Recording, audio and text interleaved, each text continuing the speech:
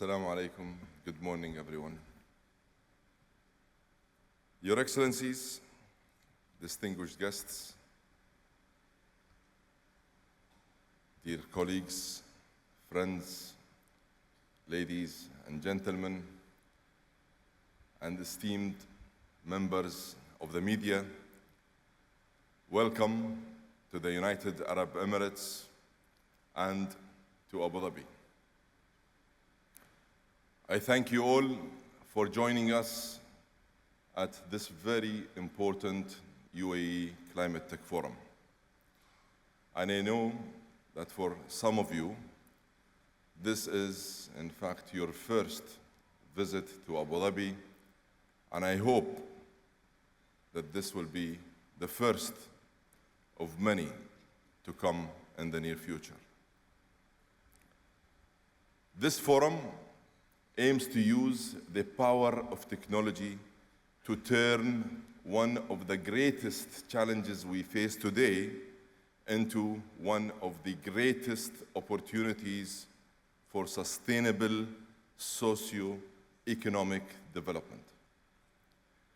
And with just 205 days to COP28, everyone, and I mean everyone in this room, is critical to making transformational progress. The transformational progress we all need for our climate, for our societies, and for our economies, all at the same time. COP28 will mark the first global stocktake, and this is where climate progress will be measured for the first time since the Paris Agreement. The science is already telling us that we are way off track. And the latest IPCC report has confirmed that the world must reduce emissions 43% by 2030. And that is, of course, if we're truly serious about keeping the ambition of 1.5 alive. At the same time, we know that global energy demand will continue to increase, simply because we know that there will be an additional 500 million people that will join us on this planet by 2030. And if we're going to maintain economic progress while dramatically reducing emissions, we need nothing short of a major, comprehensive, holistic course correction. We need to translate what we agree inside the COP negotiation rooms and inside the COP negotiation process into practical actions that resonate with the real world. We need to find a way to hold back emissions, not progress. We need breakthrough solutions. And the single most critical source of these solutions is technology.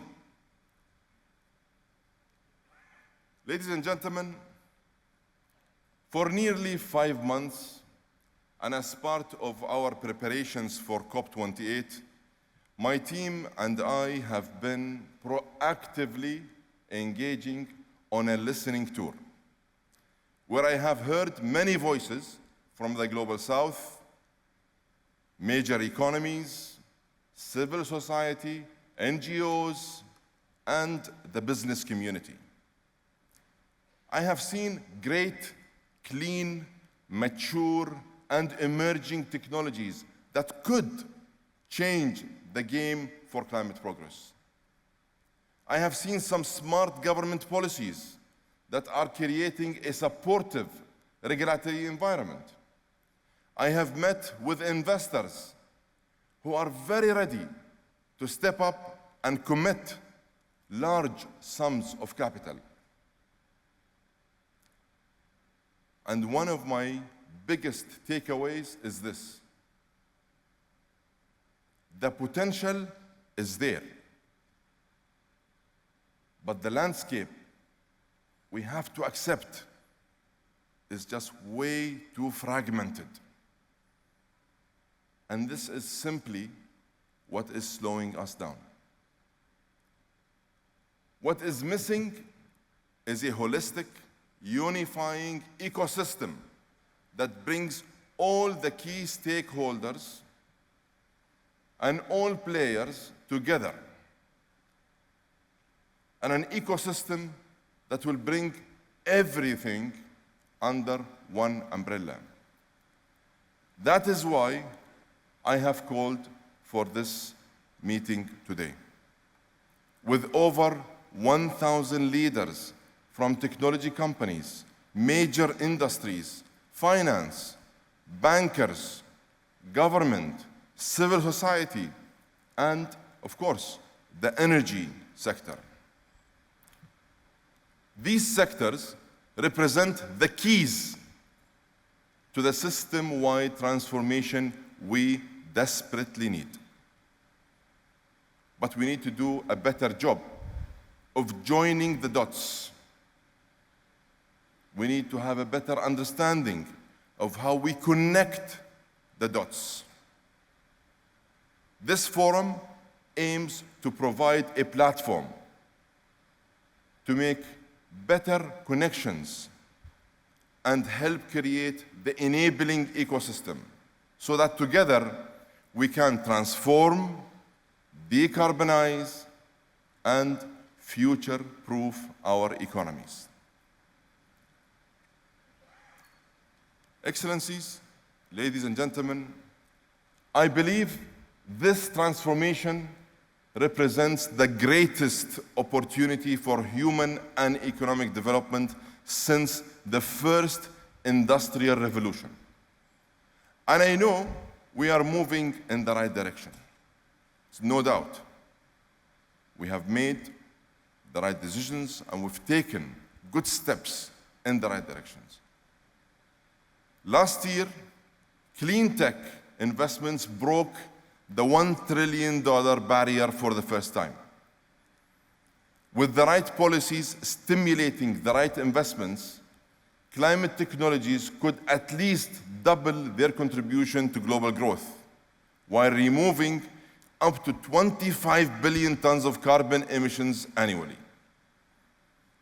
By leveraging climate technologies, we can build a new economic development model based on putting an end to emissions, while breathing new life into sustainable economic growth.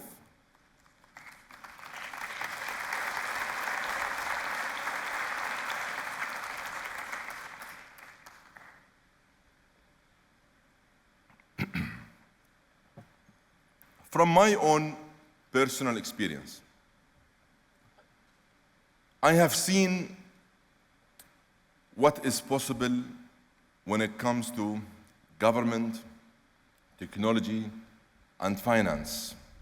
I have seen what can happen, what can unfold when governments, finance, and technology work together. Right here in the United Arab Emirates, when we established Masdar in 2006, there were just 6 gigawatts of solar energy installed on the whole planet. But now, globally, 6 gigawatts are added every 2 weeks. In 2006, the cost of a kilowatt hour of solar energy was over $2. Today, it is under 2 cents.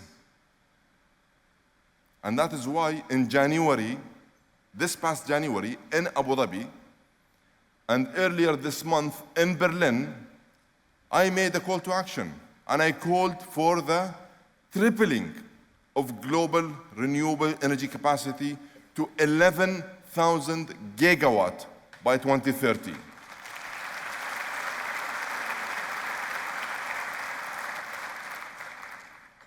I know it's doable, and as such, I called also for us to double that again by 2040. That said, renewable energies are not and cannot be the only answer. That's a fact that we have to come to terms with. There are more than 5,000 cement, steel, and aluminum plants in the world today that together make up more than 30% of global emissions. None of them can run on renewable energy alone. Here is where solutions like hydrogen can play a role. But it needs to be scaled up and commercialized to make real impact in the energy system. And just like smart policies sent the right market signals to the renewable energy sector 20 years ago, hydrogen needs a similar boost today. And if we're serious about curbing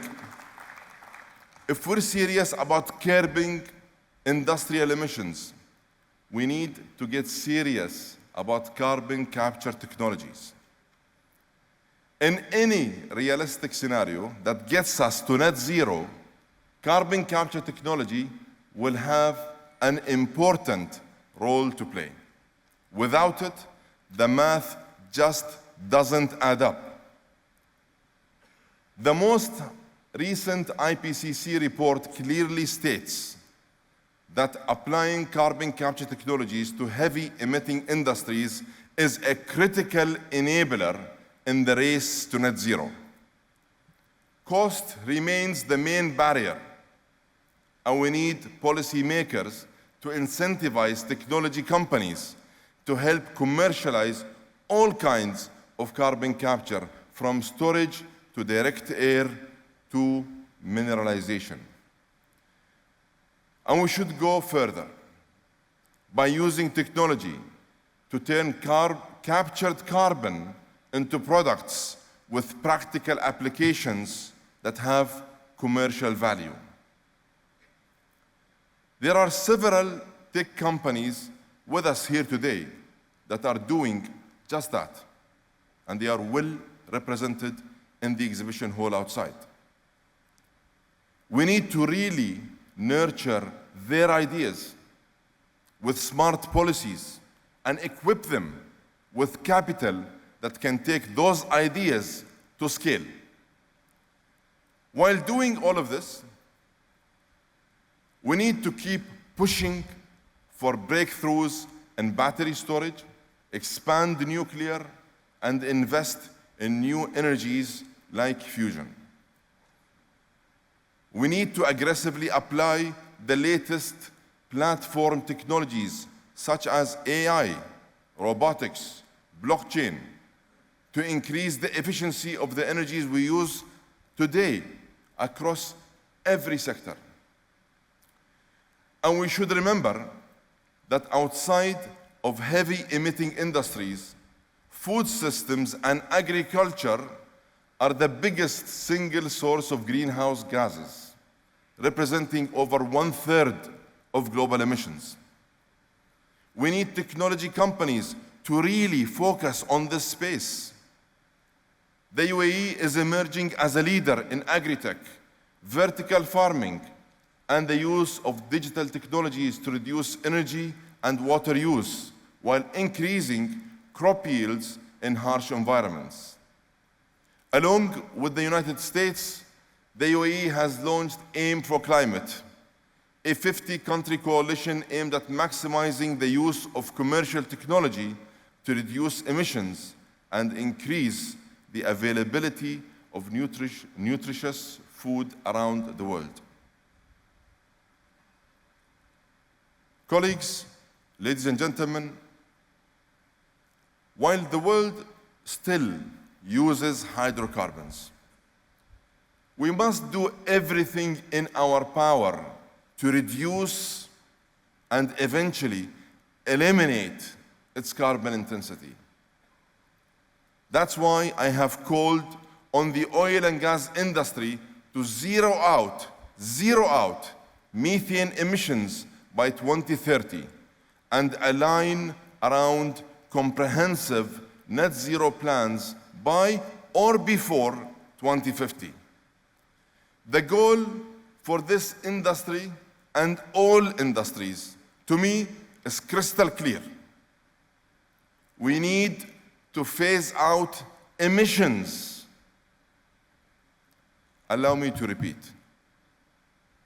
We need to phase out emissions from all sectors, including transportation, agriculture, heavy industry, and of course, fossil fuels, while investing in technologies to phase up all viable zero carbon alternatives. For this to happen faster, we need to reimagine the relationship between producers and consumers, from one based purely on supply and demand to a relationship that is focused on co-creating the future. We must create an active partnership between the largest producers of energy, the biggest industrial consumers, technology companies, the finance community, governments, NGOs, and civil society. It is an all of the above effort. Working together, the goal would be an accelerated, pragmatic, practical, and just energy transition that leaves no one behind.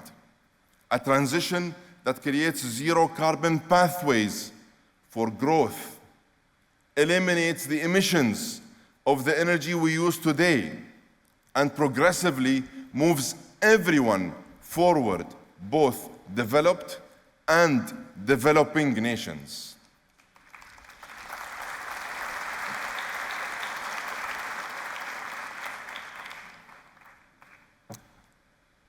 It is critical that as we adopt new technologies, the Global South is not left behind. Last year, developing economies received only 20% of the clean tech investments. These economies represent 70% of the world's population. That's over 5 billion people. Technology is essential to helping the most vulnerable communities build capacities and leapfrog into a low-carbon economic development model.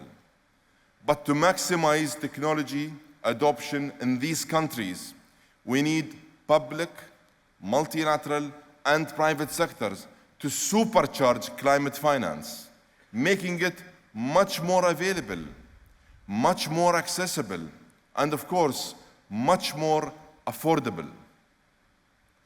Ladies and gentlemen, while the historic Paris Agreement united governments around the world and around what the world must agree on, I refer to COP21 in Paris as one very important, successful platform.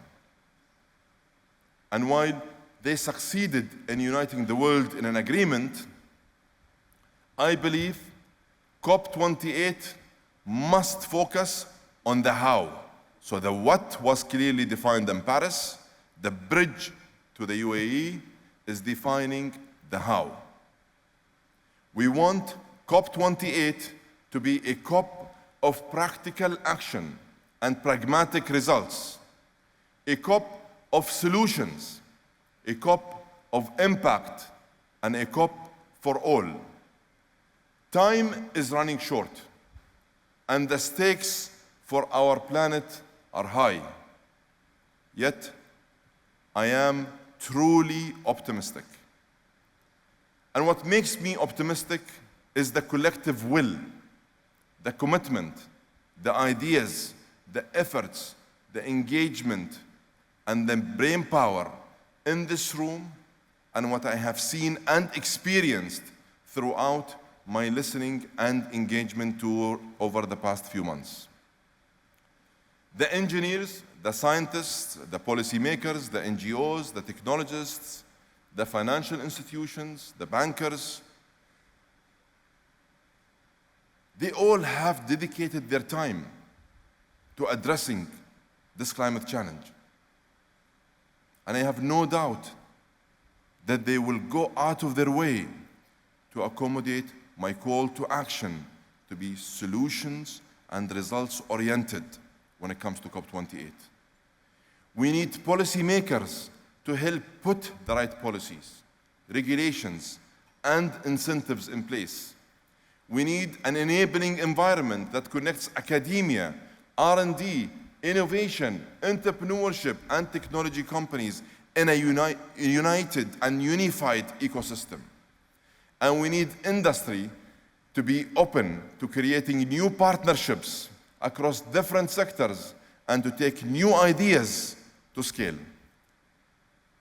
Let's use the next 2 days to break down siloed thinking and build up an integrated, creative partnership. Let's end the finger pointing. And let's point to actions. Let's point towards targets, KPIs. Let's point towards a brighter future. Together, let's create a low-carbon pathway to a high-growth destination, because together is the only way we can get it done. There's no other way around it.